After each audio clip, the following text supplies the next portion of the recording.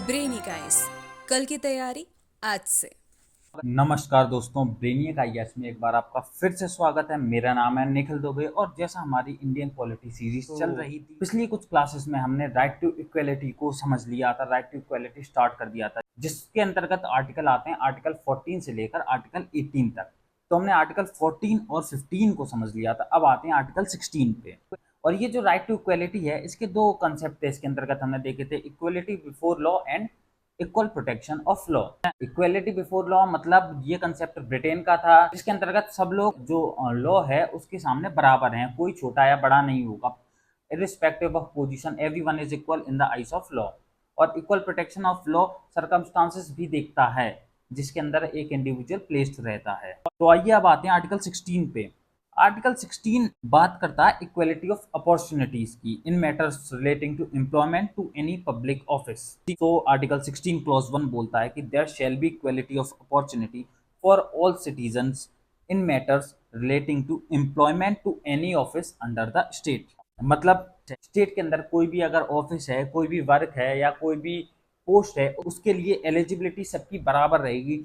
कोई किसी को प्रेफरेंस नहीं दी जाएगी किसी कास्ट के बेस पे या किसी अन्य तथ्य अन्य फैक्ट के बेस पे किसी को प्रेफरेंस नहीं दी जाएगी। ये बात करता है आर्टिकल 16 क्लॉज 1। और यही आर्टिकल जो 16 है, इसी के बिना पर जो रिजर्वेशन के रिलेटेड केसेस आएंगे वो हम आगे देखेंगे। जैसे मंडल कमीशन बनेगा, चंपकम दुरई राजन केस होगा, फिर इंदिरा साहनी केस होगा। ये सारे केस इसी आर्टिकल 16 से रिलेटेड हैं और आज की क्लास में हम इन सब केसेस को देखेंगे। फिर article 16 clause 2 prohibits the state from discriminating against citizen only on the grounds of religion, race, caste, place of birth or any of them in gaining public employment। यानी कि पब्लिक एम्प्लॉयमेंट में recruitment के लिए ये जो grounds mention है, जैसे religion, race, caste, place of birth, इनके बिना पर सरकार डिस्क्रिमिनेट नहीं कर सकती किसी भी सिटीजन को भारत के। और इसमें आप एक चीज देखेंगे, जैसे आर्टिकल 14 में सेक्स भी मेंशन है, इसमें सेक्स मेंशन नहीं है। So ground of sex is not mention in article 16 clause 2। ये सेक्स जो है ये एक्सेप्शन है, पार्लियामेंट ने एक्सेप्शन प्रोवाइड किए जो हम आगे समझेंगे। और इसी के बिना पर जो वुमेन रिजर्वेशन किया है, जैसे आपको पता है पंचायती राज इंस्टीट्यूशन में 33% रिजर्वेशन है वुमेन का। किसी किसी स्टेट ने ये रिजर्वेशन को एक्सटेंड करके 50% तक कर दिया है। तो दिस इज आर्टिकल 16 क्लॉज 2। अब article 16 clause 3, it is an exception to article 16। और आर्टिकल 16 क्लॉज 3 बोलता है कि residence can be a ground of discrimination. मतलब कि पार्लियामेंट के पास पावर है कि वो रेसिडेंस को एक एक्सेप्शन की तरह ट्रीट कर सकता है या रेसिडेंस को एक ग्राउंड बना सकता है for recruitment in public services. तो parliament is empowered to provide by law residence as a ground of discrimination और ऐसा qualification in certain categories of public employment under the state. और ये जो रेसिडेंस है, इसके बिना पर लॉ बनाने की पावर सिर्फ और सिर्फ पार्लियामेंट पे है। State legislature have not been vested with such powers. और रेसिडेंस के बिना पर पॉजिटिव डिस्क्रिमिनेशन या रेसिडेंस के बिना पर ऐसा लॉ सिर्फ दो ही स्टेट में अभी अप्लाइड है या बनाया गया है, जो है आंध्र प्रदेश और Telangana. So only Andhra Pradesh and Telangana can make law in this qualification। तो ये था आर्टिकल 16 क्लॉज 3। अब आर्टिकल 16 क्लॉज 4 की बात करते हैं। ये भी एक एक्सेप्शन है आर्टिकल 16 का। This article 16 clause 4 empowers the state to make reservation in appointments or post in favor of backward classes of citizens who are inadequately represented in the services of state। मतलब ऐसे citizens जिनकी public services में adequately representation नहीं है या जिन पे proper education नहीं है, जिसकी वजह से वो गवर्नमेंट जॉब्स में नहीं है या पब्लिक सर्विसेज में नहीं है, जिसकी वजह से सरकार को उनका पॉइंट ऑफ व्यू नहीं मिल पा रहा है इन मेकिंग पॉलिसीज की, कैसे उनके जो परिस्थिति है उसको इम्प्रूव किया जा सके। उसके लिए आर्टिकल 16 क्लॉज 4 बनाया गया है, which provides reservation in appointments in the favor of backward classes of citizens includes SCs and STs। और ये जो आर्टिकल 16 क्लॉज 4 है, इसने बैकवर्ड क्लासेस को डिफाइन नहीं किया, बट कोर्ट ने इसको डिफाइन किया है the term backward classes. The court limited the scope of backwardness to the social और एजुकेशनल बैकवर्डनेस। अब ये जो बैकवर्डनेस शब्द है ये काफ़ी वेग है, इसको कैसे भी आप सब्जेक्टिवली मैनिपुलेट कर सकते हैं। तो कोर्ट ने बोला गया है कि जो बैकवर्डनेस का स्कोप है it is limited to only social factors या एजुकेशनल फैक्टर्स। सिर्फ यही दो ग्राउंड हैं जिनके बिना पर आप बैकवर्डनेस प्रूव कर सकते हैं। सोशल फैक्टर जैसे कास्ट, कास्ट सिस्टम में जो लोअर कास्ट के पीपल्स हैं उनको काफी समय से डिस्क्रिमिनेट किया गया है, so caste can be a social factor.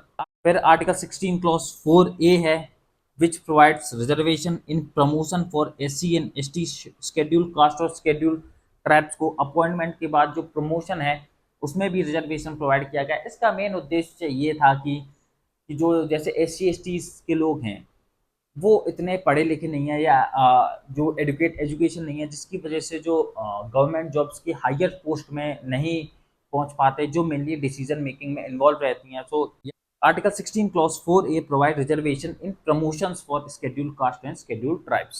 इसको मैं आपको समझा सकता हूं जैसे कि there is a person A and a person B, और कोई पोस्ट है उसके लिए क्वालिफिकेशन है कि आपको PhD की हुई होनी चाहिए, बट जो पर्सन ए है वो अलग सोशल बैकग्राउंड से आ रहा है एंड पर्सन बी मतलब काफ़ी अच्छे सोशल बैकग्राउंड से आ रहा है।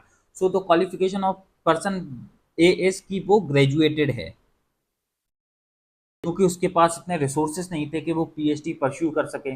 और पर्सन बी है वो अच्छे सोशल बैकग्राउंड से आ रहा है, काफ़ी वेल्दी फैमिली से बिलोंग करता है, सो ही हैज़ अ क्वालिफिकेशन कि उस पर PhD भी है।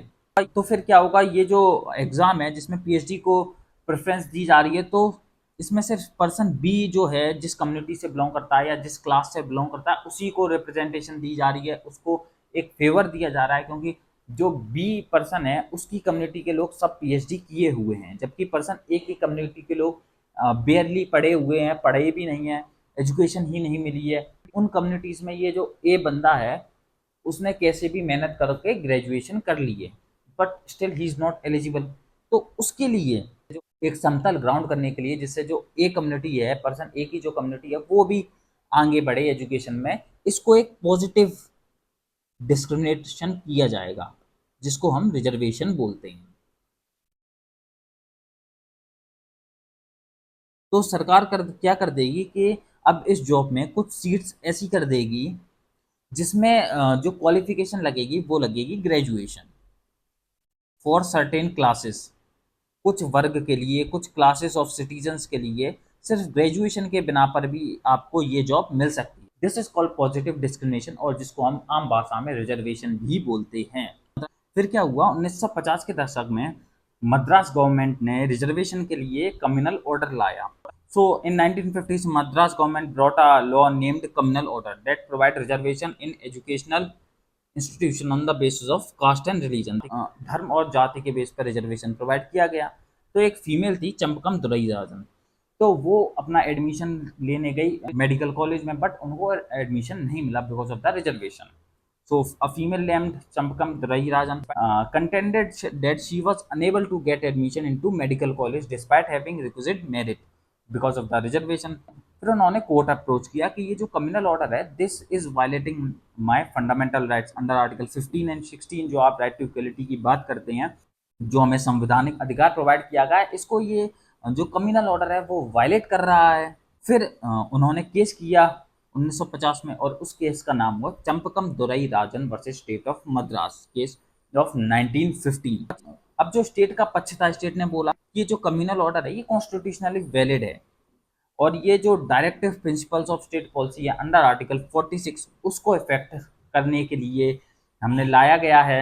और आपका आर्टिकल 46 बोलता है कि promotion of educational and economic interest of schedule caste and schedule tribes and other weaker section. तो उन्होंने बोला कि आर्टिकल 46 को इम्प्लीमेंट करने के लिए हम ये कम्युनल ऑर्डर लाए। कोर्ट ने लेकिन सरकार की बात नहीं मानी। कोर्ट ने बोला कि communal order unconstitutional and void है, और कोर्ट ने बोला कि the state can not violate the fundamental rights to insure the implementation of DPSP, यानी कि directive principle of state policies का इम्प्लीमेंटेशन के लिए आप कोई संवैधानिक या मौलिक अधिकारों का हनन नहीं कर सकते आप।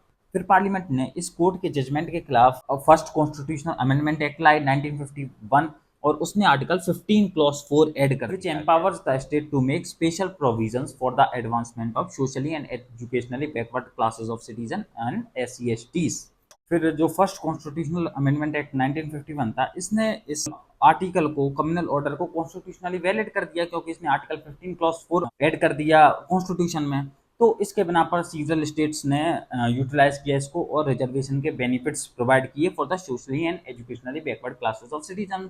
फिर ये जो रिजर्वेशन का इशू है वो काफ़ी ज़्यादा लाइमलाइट में आ गया, काफ़ी उसके बेस पर प्रोटेस्ट होने लगे कि जैसे अपर कास्ट के लोग प्रोटेस्ट कर रहे थे कि आप इनको रिजर्वेशन प्रोवाइड कर रहे हो, हमें डिस्क्रिमिनेट कर रहे हो और हमें भी रिजर्वेशन चाहिए। ओबीसी अलग प्रोटेस्ट कर रहे थे कि हमें भी रिजर्वेशन चाहिए, हम भी अपर कास्ट में नहीं आते हैं। तो काफ़ी प्रोटेस्ट और काफ़ी क्योस का माहौल अब हो गया था because of this reservation.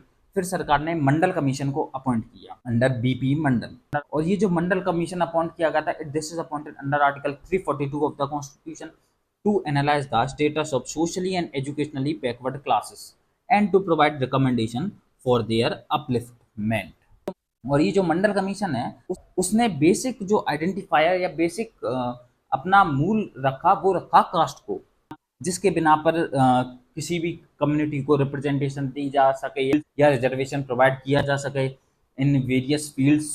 So the Mandal Commission used caste as a basic identifier to find out whether a particular community can be categorized as socially and educationally backward। और मंडल commission ने OBC जो other backward class हैं बोला कि इनको भी reservation provide किया जाना चाहिए just like SC and ST. फिर वीपी सिंह की गवर्नमेंट आई and VP Singh government decided to implement the recommendation of Mandal commission, और उन्होंने एक एग्जीक्यूटिव ऑर्डर पास किया which provide 27% reservation for OBCs in central government jobs.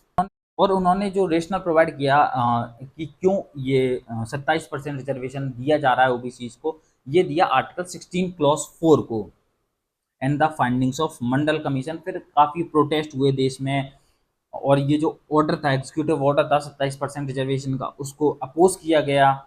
फिर आगे की जो गवर्नमेंट आती गई, उस टाइम आपको पता पॉलिटिकल स्टेबिलिटी भी नहीं थी देश में, उन्होंने फिर ओबीसीज को फर्दर कैटेगराइज किया।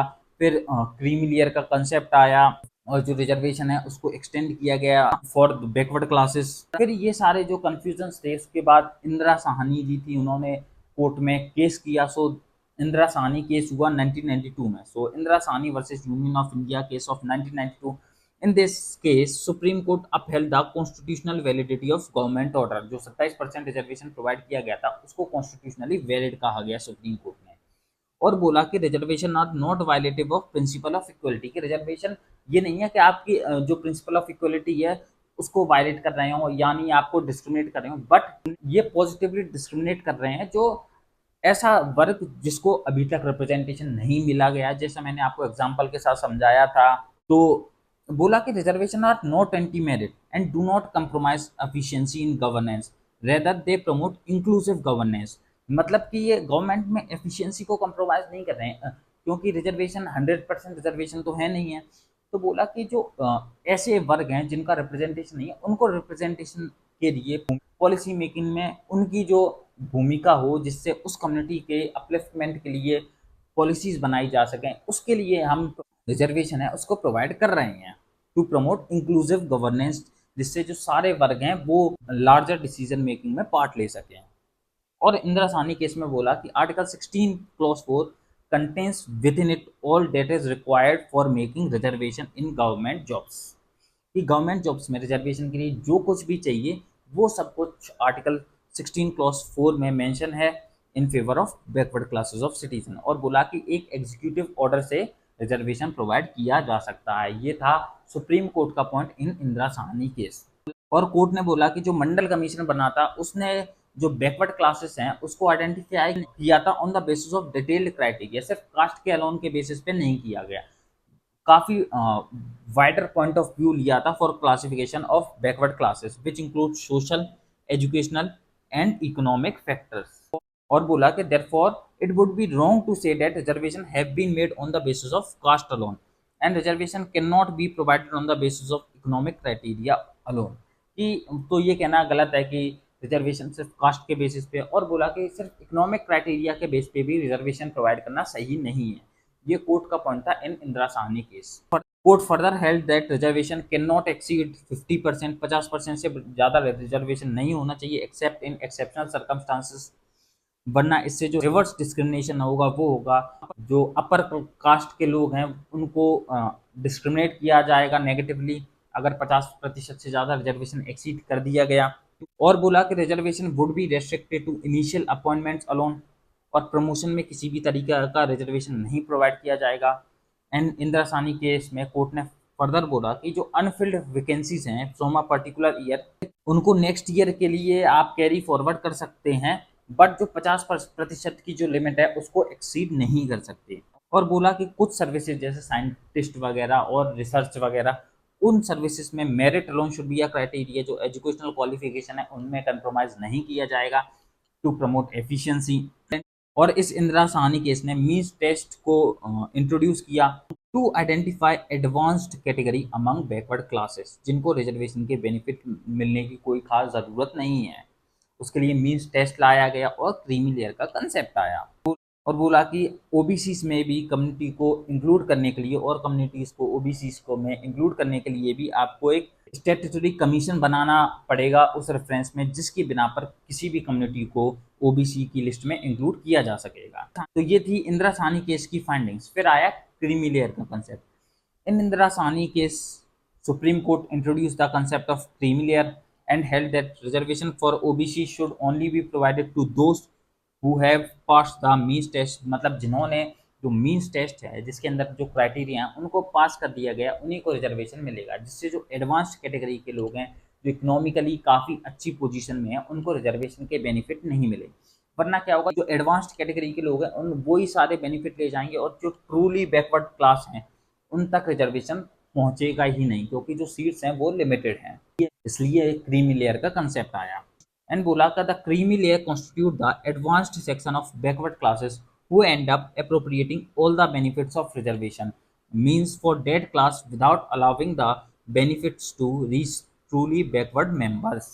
और फिर 1993 में डिपार्टमेंट ऑफ पर्सनल ट्रेनिंग ने एक सर्कुलर लाया जिसके अंतर्गत गाइडलाइंस थी for the identification of creamy layer.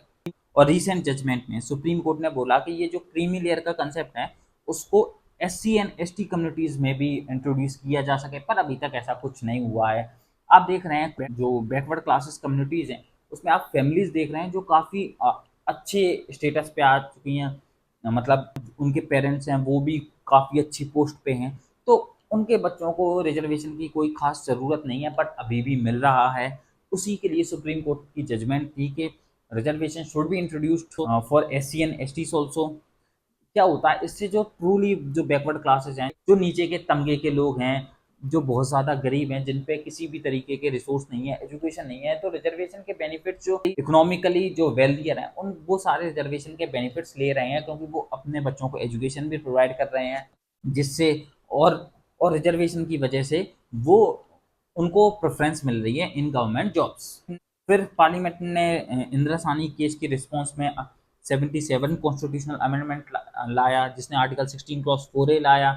इसमें बोला रिजर्वेशन SC ST को प्रमोशन में भी मिलेगा, क्योंकि जो मंडल कमीशन है उसमें बोला था कि प्रमोशन में रिजर्वेशन नहीं मिलेगा, बट आर्टिकल 16 क्लॉज 4A आया जिसने बोला कि रिजर्वेशन प्रमोशन में भी दिया जाएगा, जो ऐड हुआ था इंदिरा साहनी जजमेंट के बाद 77 कॉन्स्टिट्यूशन अमेंडमेंट एक्ट से। फिर इंदिरा साहनी जजमेंट के विरोध में 81st कॉन्स्टिट्यूशनल अमेंडमेंट एक्ट लाया, विच एडेड आर्टिकल 16 क्लॉज 4B, जिसने बोला carried forward vacancy should be treated as separate class. जैसा कि इंदिरा साहनी केस में बोला गया था कि जो कैरीड फॉरवर्ड वैकेंसीज हैं उनको सेपरेट क्लास की तरह ट्रीट नहीं किया जाएगा, और जो कैरीड फॉरवर्ड वैकेंसीज हैं वो 50% की लिमिट को एक्सटेंड नहीं कर सकती। But 81st constitutional amendment act ने बोला कि कैरीड फॉरवर्ड वैकेंसीज को एक सेपरेट क्लास की तरह ट्रीट किया जाएगा, और वो 50% के जो क्राइटेरिया उससे भी ज़्यादा हो सकती हैं। फिर 82nd कॉन्स्टिट्यूशनल अमेंडमेंट एक्ट आया, which added proviso to article relaxing the qualification criteria for the consideration of matter with respect to promotion. Promotion में जो क्वालिफिकेशन क्राइटेरिया है उसको भी रिलैक्स कर दिया गया 82nd कॉन्स्टिट्यूशनल अमेंडमेंट एक्ट से। फिर जो 85वां संविधान संशोधन था 85th कॉन्स्टिट्यूशनल अमेंडमेंट एक्ट, इसने कॉन्सिक्वेंशियल सीनियरिटी का कंसेप्ट लाया गया। फॉर एग्जांपल ले सकते हैं आप, एक पर्सन बिलोंग करता है SC ST कम्युनिटी से और एक पर्सन बिलोंग करता है जनरल से, दोनों एक पोस्ट के लिए अपॉइंट हुए, बट जो SC एंड ST कम्युनिटी का बंदा है उसको जल्दी प्रमोशन मिलेंगे और वो हायर पोस्ट पे पहुंच जाएगा as compare to general. This is the concept of consequential seniority which is introduced by 85th constitution amendment act. फिर M Nagaraj versus union of India case आया। अ, उसमें क्या हुआ था, जो 77, 81st, 82nd and 85th constitution amendment act को challenge किया गया कि ये रिवर्स डिस्क्रिमिनेशन कर रहा है, but in M Nagaraja case court upheld the validity of 77, 81st, 82nd and 85th constitution amendment act, और कोर्ट ने बोला ये अमेंडमेंट सही है, इसको इनवैलिड नहीं किया जा सकता। Court held that reservation in the government jobs and promotions are not matter of rights as provisions are under Article 16 are merely enabling provisions। और कोर्ट ने बोला कि अगर सरकारों को, स्टेट गवर्नमेंट को अगर इस डायरेक्शन में अगर ऑर्डर लाना है तो उनको एक क्वांटिफाइबल डाटा कलेक्ट करना होगा जिससे किसी भी कम्युनिटी की बैकवर्डनेस दिखाई जा सके और बताया जा सके कि वो इनएडिक्वेटली रिप्रेजेंटेड है इन पब्लिक एम्प्लॉयमेंट, जिसके बिना पर उसको रिजर्वेशन दिया जाएगा। फिर आगे जाकर जर्नैल सिंह केस में उसको भी खारिज कर दिया गया। Court held that judgement in M Nagaraja is incorrect as there is no requirement to prove the backwardness through the means of quantifiable data. और कोर्ट ने बोला कि गवर्नमेंट्स को कि आप पॉसिबिलिटी है अगर क्रीम लेयर कंसेप्ट इंट्रोड्यूस करने की तो आप उसको इंट्रोड्यूस करो, बट सरकार ऐसा कुछ नहीं करेंगी जो उनके वोट बैंक को हानि पहुंचाए, भले ही जनता का फायदा हो ना हो उससे। अब जैसे क्रीमी लेयर का कंसेप्ट आ जाएगा तो काफ़ी जो नीचे तबके के लोग हैं SC ST कम्युनिटीज में उनको काफ़ी अच्छा बेनिफिट मिलेगा, बट ठीक है, ये है पॉलिटिक्स। और 2005 तक OBCs को किसी भी तरीके का रिजर्वेशन नहीं प्रोवाइड किया गया, और फिर जब 93rd अमेंडमेंट एक्ट आया 2005 में, this introduced article 15 clause 5 that allows the state to provide reservation in educational institution in favor of backward classes of citizen including private educational institution whether aided or unaided by state government। 93rd amendment act 2005 के बाद OBCs को educational institution में reservation provide किया गया। So friends, this is reservation for you, और reservation से related हमने cases देख लिए जैसे Champakam Durai Rajan case, Indira Sawhney case, Jarnail Singh case, and we have seen the findings of Mandal commission. तो ये था article 16। I hope the lecture is productive for you. अब नेक्स्ट क्लास में हम आर्टिकल 17 की बात करेंगे। Thank you. Keep supporting Brainiac IAS।